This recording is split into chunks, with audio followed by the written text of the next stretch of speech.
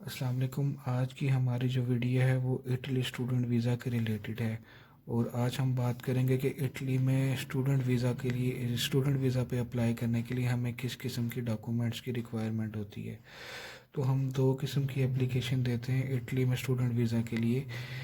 एक तो हमारी वीज़ा एप्लीकेशन होती है जिसके मैं डॉक्यूमेंट्स आपको बाद में चेक करवाऊंगा, लेकिन यहाँ पे पहले मैं डिस्कस करना चाहूँगा डिक्लेरेशन ऑफ वैल्यू के डॉक्यूमेंट्स को। सबसे पहले ये जानना ज़रूरी है कि डिक्लेरेशन ऑफ वैल्यू होती क्या है। डिक्लेरेशन ऑफ वैल्यू एक ऐसी सर्टिफिकेशन है या ऐसा सर्टिफिकेट है जो आपकी एजुकेशन को, जो आपने किसी नॉन यूरोपियन कंट्री से हासिल की है, उसको इक्विवेलेंट शो करता है या उसकी इक्विवेलेंसी बताता है कि इटली के एजुकेशन सिस्टम के मुताबिक वो किस लेवल के बराबर है या किस लेवल के इक्विवेलेंट है। फॉर एग्ज़ाम्पल मेरी एजुकेशन पाकिस्तान से है, एमएससी, तो मैं इटालियन सिस्टम में किस लेवल के बराबर हूँ उस डॉक्यूमेंट उसको प्रूफ करने के लिए मुझे डिक्लेरेशन ऑफ वैल्यू का एक डॉक्यूमेंट चाहिए होता है। ये डिक्लेरेशन ऑफ वैल्यू का जो डॉक्यूमेंट है हमें इटालियन एम्बेसी प्रोवाइड करती है मुतलका मुल्क की। फॉर एग्ज़ाम्पल अगर मेरी एजुकेशन पाकिस्तान से है तो मुझे डिक्लेरेशन ऑफ वैल्यू का ये डॉक्यूमेंट या certificate Italian embassy Pakistan provide करेगी। इसी तरह अगर मेरी एजुकेशन चाइना से है तो मुझे मेरी एजुकेशन की जो डिक्लेरेशन ऑफ वैल्यू है वो इटालियन एम्बेसी जो चाइना में मौजूद है वो प्रोवाइड करेगी। तो इक्विवेलेंसी लेने के दो तरीक़ाकार हैं या दो किस्म की सर्टिफिकेशन है। एक है DOV और एक है हमारे पास चीमिया, जिसे हम अक्सर शीमिया पढ़ते हैं। असल में ये लफ्ज़ चीमिया है। चीमिया इक्विवेलेंसी लेने के लिए हमें ऑनलाइन चीमिया की वेबसाइट पे जाके अप्लाई करना पड़ता है, जो कि 2023 में अवेलेबल नहीं है। 2024 में वो दोबारा चीमिया के सर्टिफिकेशन देना शुरू करेंगे। दूसरी किस्म की जो दूसरी किस्म की जो सर्टिफिकेशन है वो डिक्लेरेशन ऑफ वैल्यू का नाम है उसका, जो हमें इटालियन एम्बेसी प्रोवाइड करेगी। इटली की majority of the universities declaration of value DOV की रिक्वायरमेंट करती हैं या उनको वो रिक्वायर होता है। और चंद एक यूनिवर्सिटी चीमिया भी रिक्वायर करती हैं। और बहुत सारी यूनिवर्सिटीज़ ऐसी हैं जो दोनों में से कोई एक डॉक्यूमेंट भी अगर आपके पास हो तो वो उसको मान लेते हैं। और चंद एक यूनिवर्सिटीज़ हैं इन फ्यू नंबर्स जो कि इन दोनों डॉक्यूमेंट्स के बगैर ही आपको एडमिशन दे देते हैं। तो अभी जो जिस डॉक्यूमेंटेशन की तरफ हम जा रहे हैं, जिस डॉक्यूमेंट सर्टिफिकेशन की डॉक्यूमेंटेशन कंपाइलेशन की तरफ हम जा रहे हैं वो है डिक्लेरेशन ऑफ वैल्यू। तो मैं आपको अपनी फ़ाइल दिखाता हूँ, जो मैंने फ़ाइल तैयार की है डिक्लेरेशन ऑफ वैल्यू की। हर एक डॉक्यूमेंट को मैं आपको बताऊँगा उसकी तरतीब क्या है, और साथ ही हर डॉक्यूमेंट की मैं जो प्री रिक्विजिट्स हैं वो भी बताऊँगा। तो ये मेरी फ़ाइल है, इसके ऊपर मैंने सबसे पहले उस ईमेल का प्रिंट लगाया जो मुझे अपॉइंटमेंट के लिए आई थी।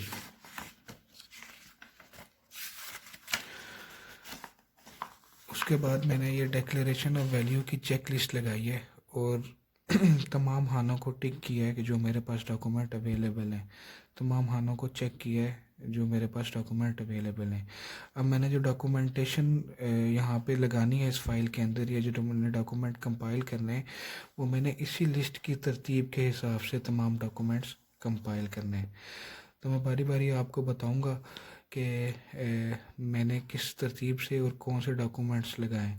तो सबसे पहले यहाँ नंबर 1 सेट की तरफ आते हैं। टोटल इस फाइल के 3 सेट हैं, तो सबसे पहले हम नंबर 1 सेट की तरफ आते हैं।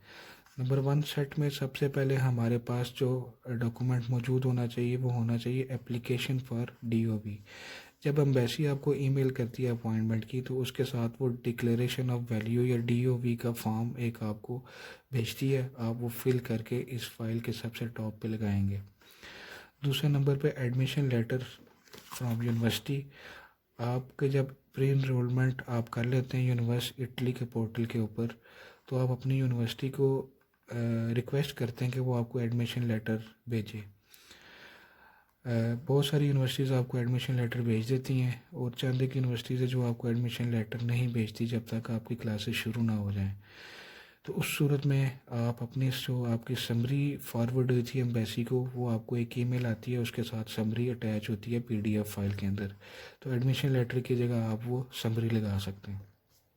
तीसरे नंबर पे आता है original master degree attested bye MOFA and HEC। ये मैं जब उस डॉक्यूमेंट पे जाऊंगा तो फिर मैं डिटेल से बताऊंगा कि उसके क्या प्रीरिक्विजिट्स हैं। Original transcript of master degree, original bachelor degree, original transcript of bachelor degree, original higher secondary school certificate, original secondary school certificate, और आखिरी डॉक्यूमेंट है इस सेट का ओरिजिनल डोमिसाइल सर्टिफिकेट। ठीक है, अब मैं बारी बारी आपको इसी तरतीब से मैंने डॉक्यूमेंट लगाए हैं, बारी बारी मैं आपको डॉक्यूमेंट दिखाता हूँ और उनकी जो ब्रीफ मालूमात है वो भी आपको प्रोवाइड करता हूँ। अच्छा, इस मौके पे मैं आपसे एक मज़ीद बात शेयर करना चाहता हूँ। चूँकि मैं PhD के लिए अप्लाई कर रहा हूँ तो फिर मैं मास्टर्स की डिग्री और ट्रांसक्रिप्ट का जिक्र कर रहा हूँ, लेकिन अगर कोई मेरा दोस्त अगर वो बैचलर्स बेस पे अप्लाई कर रहा है मास्टर प्रोग्राम के लिए तो फिर उसके लिए ये 2 पॉइंट्स एग्जाम्प्ट हो जाएंगे। वो डायरेक्ट बैचलर्स की डिग्री लगाएगा और बैचलर की ट्रांसक्रिप्ट लगाएगा। तो चलते हैं हम अपनी चेक लिस्ट के मुताबिक डॉक्यूमेंट्स में आपको लगाता हूँ कि मैंने किस तरतीब से लगाए और कौन कौन से डॉक्यूमेंट लगाए और उनके क्या प्रीरिक्विजिट हैं। तो सबसे पहले नंबर पे आता है DOB फॉर्म। तो सबसे पहले मैंने DOB फॉर्म लगाया, उसको मैंने अच्छे तरीके से फिल किया था और अपने सीनियर से वेरीफाई भी करवाया था या रिव्यू भी करवाया था, और फिल करने के बाद मैंने सबसे पहले उसको लगा दिया। इसके 2 सफ़ों का ये फॉर्म है, ये आपको एम्बेसी भेजती है जब आपको अपॉइंटमेंट आती है। उसके बाद जो नेक्स्ट मेरा डॉक्यूमेंट है वो है यूनिवर्सिटी की तरफ से जो मुझे एडमिशन लेटर आया है। तो यहाँ पे मैंने अपनी यूनिवर्सिटी की तरफ से जो एडमिशन लेटर आया वो भी अटैच किया है, और जो इनरोलमेंट समरी फॉरवर्ड हुई थी इस्लामाबाद एम्बेसी को यूनिवर्स इटली पोर्टल की तरफ से, वो भी मैंने इसके साथ अटैच कर दिया। तो आपके पास अगर ये दोनों डॉक्यूमेंट्स मौजूद हैं तो दोनों भी लगा सकते हैं। अगर इन दोनों में से कोई एक डॉक्यूमेंट मौजूद है तो वो भी आप लगा सकते हैं। अक्सर बच्चों के पास ये एडमिशन लेटर अवेलेबल नहीं होता, तो उस सूरत में वो अपनी जो समरी फॉरवर्ड हुई है एम्बेसी को यूनिवर्सिटी पोर्टल की तरफ से वो यहाँ पे अटैच कर सकते हैं। नेक्स्ट जो डॉक्यूमेंट है हमारे पास जो हमने इस फाइल को लगाना है वो है हमारी मास्टर्स की डिग्री, मास्टर्स की ओरिजिनल डिग्री जो आपने इसके साथ अटैच करनी है। मास्टर्स की ओरिजिनल डिग्री अटैच करने से पहले कुछ लवाजमात हैं जो आपने पूरे करने हैं। उन लवाजमात में सबसे पहली बात यह है कि जो आपकी डिग्री है वो HEC से अटेस्टेड होनी चाहिए। HEC से अटेस्टेड होने के बाद वो मिनिस्ट्री ऑफ फॉरेन अफेयर से भी अटेस्टेड होनी चाहिए। और जो मिनिस्ट्री ऑफ फॉरेन अफेयर का जो हमारे पास ये QR कोड है ये फंक्शनल होना चाहिए। बहुत सारे बच्चे HEC से भी अटेस्ट करवा लेते हैं और मिनिस्ट्री ऑफ फॉरेन अफेयर से भी अटेस्ट करवा लेते हैं, लेकिन वो अपना QR कोड चेक नहीं करते। तो बाद में जब एम्बेसी ये QR कोड स्कैन करती है तो उनके पास कोई डाटा नहीं आता। तो उस सूरत में फिर एम्बेसी आपको दोबारा कॉल करेगी और दोबारा डॉक्यूमेंट्स आपको मोफा लेके जाने पड़ेंगे और इस QR कोड को एक्टिव करवाना पड़ेगा। तो आप डॉक्यूमेंट्स एम्बेसी में ले जाने से पहले 1 हफ़्ता पहले ख़ुद मोबाइल फ़ोन यूज़ करते हुए QR कोड सारे चेक कर लें कि वो एक्टिव हैं या नहीं। इसके अलावा ये दो प्रीरिक्विजिट्स हैं डिग्री के लिए, HEC की अटेस्टेशन और मोफा या मिनिस्ट्री ऑफ फॉरेन अफेयर्स की अटेस्टेशन। नेक्स्ट जो डॉक्यूमेंट है हमारे पास इस लिस्ट के अंदर वो हमारे पास है मास्टर्स की ट्रांसक्रिप्ट। अब मास्टर्स की ट्रांसक्रिप्ट की भी सेम शर्त है कि वो HEC से भी अटेस्ट होना चाहिए और मिनिस्ट्री ऑफ फॉरेन अफेयर्स से भी अटेस्ट होना चाहिए। नेक्स्ट जो हमारे पास डॉक्यूमेंट है वो है हमारे पास बैचलर्स की डिग्री और बैचलर की ट्रांसक्रिप्ट। इन दोनों की भी सेम शर्त है कि ये दोनों HEC से भी अटेस्ट होने चाहिए और मिनिस्ट्री ऑफ फॉरेन अफेयर्स से भी अटेस्ट होने चाहिए। अगला जो डॉक्यूमेंट आता है हमारे पास वो डॉक्यूमेंट आता है हायर सेकेंडरी स्कूल सर्टिफिकेट, या जिसको आम अल्फाज में हम FSC कहते हैं। ये आपने ओरिजिनल इसके अंदर अटैच करना है। यहाँ पे अक्सर सवाल आता है कि हम सिर्फ सर्टिफिकेट अटैच करेंगे या मार्कशीट भी अटैच करेंगे।